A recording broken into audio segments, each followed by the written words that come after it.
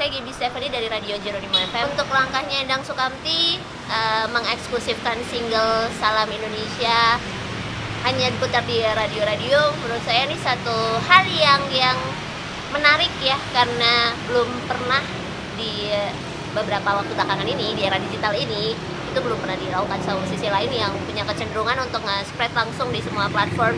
Sebenarnya sih ketika Endang Sukamti mau merilis sesuatu yang baru lagi, itu akan membuat entah fans atau siapapun yang pernah mendengar nama Endang Sukamti itu menunggu apa sih yang baru, apa sih yang akan dilakukannya lagi gitu di album ini gitu.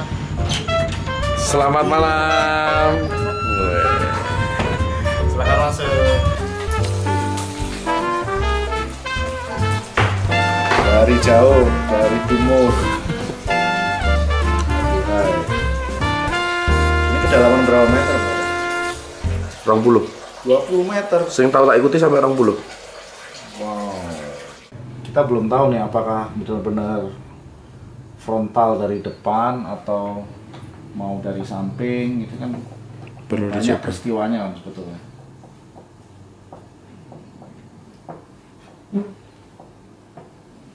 Kadang-kadang komposisi itu juga diciptakan karena kecelakaan. Iya. Sama seperti komposisi lagu ya. Iya bener. Misalnya. Kok enak ya? Alhamdulillah kok enak ya. Era anak.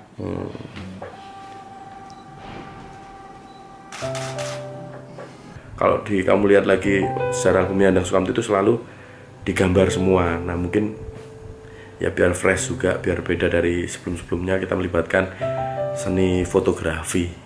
Jadi pada suatu ketika aku tuh nonton karyanya beliau di PET apa ya? Nggak salah ya? Iya, Wah, pokoknya itu gambar langsung tak save. Oh, iya. Karena aku benar-benar takjub dengan komposisinya, dengan isinya. Aku tuh cari-cari referensi lah. Kok Mak Bedunduk itu kalau di PET itu kan kadang ada memori 3 tahun yang lalu. Dan karyanya beliau ini itu Harley itu komersial itu. Gede. Bung, ini sejarahnya pesanan atau situ bikin sendiri langsung dibeli? Commission pesanan. Pesanan. Ya, Nah, bahasa kerennya commission. Iya. Iya, commission artwork. ini sekarang artworknya ini dipajang di Amerika sana. Amerika sama di Bali. Sama di Bali. Selama ini kan kita mengenal dunia fotografi itu pasti ya foto ya, seni fotografi melibatkan Pasti kamera. kamera. Nah kali ini yang namanya Bung Anggi ini membuat sebuah inovasi, terobosan namanya skenografi, penemuan baru tuh. Itu karya yang daun itu kamu bisa lihat di Bandara Internasional. Datangan. Dan ini pernah kita bikin pameran secara online ya. Ya. Ini besarnya di bandara 6 meter kali 29 meter. Cerita tentang Indonesia juga ini. Oh iya, Nusantara ya. Nusantara. Indonesia. Indonesia. Bhinneka Tunggal Ika. Dimana daun-daun itu kayak manusia juga, banyak rasnya, itu banyak jenisnya. Disatukan dalam sebuah karya. Ya tetap scaffolding. Loh, kayak melakukan ning kota-kota sing tak sebut mau kayak Hong Kong, Korea. Itu memang ada kosong, ada ruang untuk pejalan kaki bisa Masuk, tetap jalan. bisa lewat. Nah, tetapi kini wis kayak pengaman.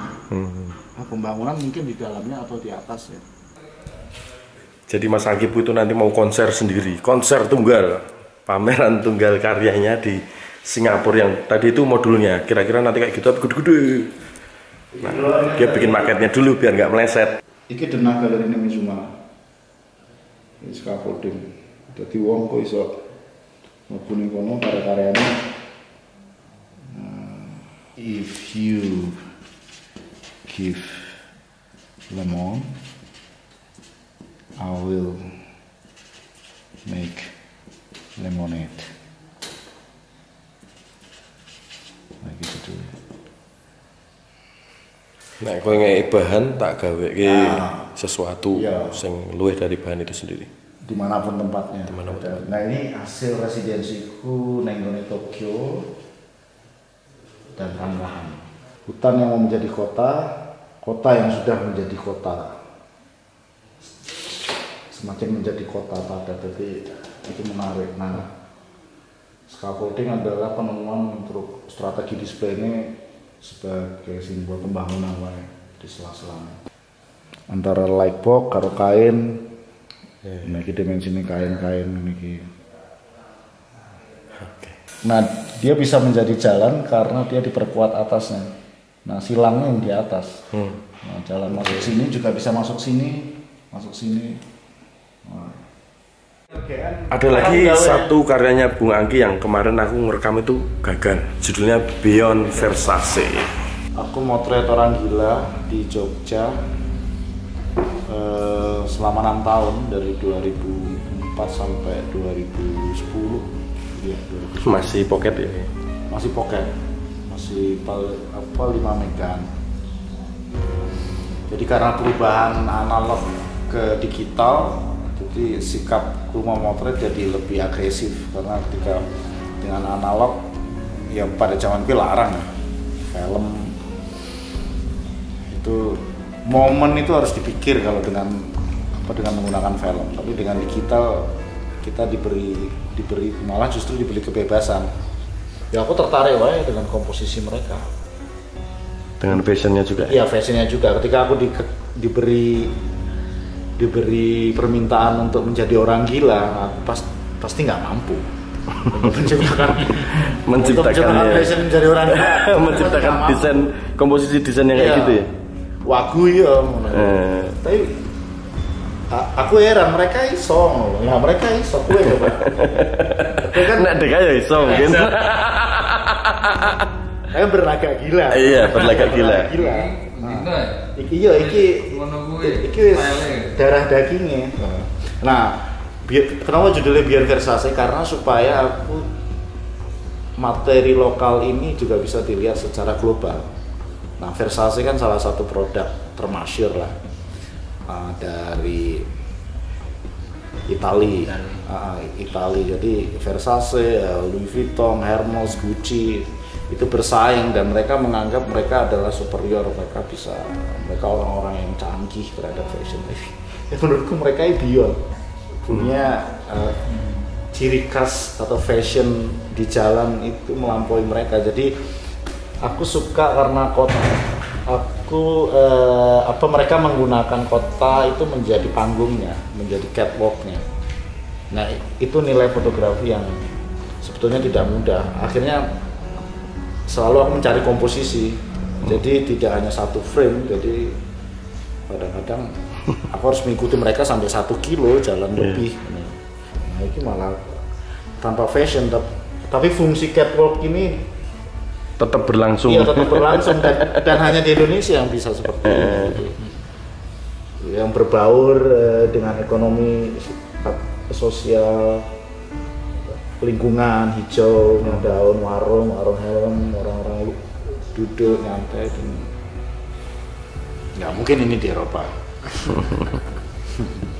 Terus berbaur, sangat berbaur. Ini rajanya instalasi. Aku belajar banyak dari dia. Karena dia tiap hari menginstal objek-objek yang tidak wajar. Tapi menurutku itu kontemporer. Ini gak wajar. Dia tuh setiap hari melakukan hal-hal instalasi yang tidak wajar. Nah, aku sebagian aku berguru sama dia, cara dia untuk mengolah objek. Ini mbaknya ini punya kepribadian banyak. Dia kadang-kadang jadi sekretaris. Ini dia belanja. Kadang-kadang berjilbab. Iki sing makan siang tadi. Nah. Oh iya. Itu. Oh, dia karakternya keren. Wis kowe lah. Aku tak kayak rokok, aku rambe korek, dia ndek korek. Terus aku disumetke. Terus dia punya kumpulan kalung-kalung, komposisi kalung-kalung salib, opo, kalung. Pakai banget gitu.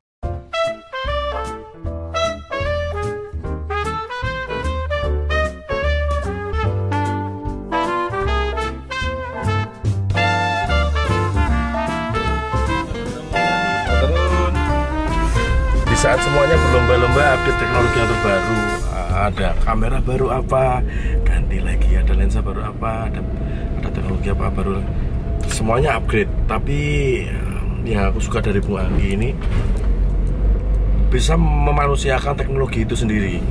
Artinya teknologi yang ada apapun itu bisa menjadi tools kita menyampaikan sesuatu. Mesti dulunya itu mesti sopo ngerti penemuan itu. Bosen dia mungkin. Atau mungkin nggak buat beli kamera kali itu bukan.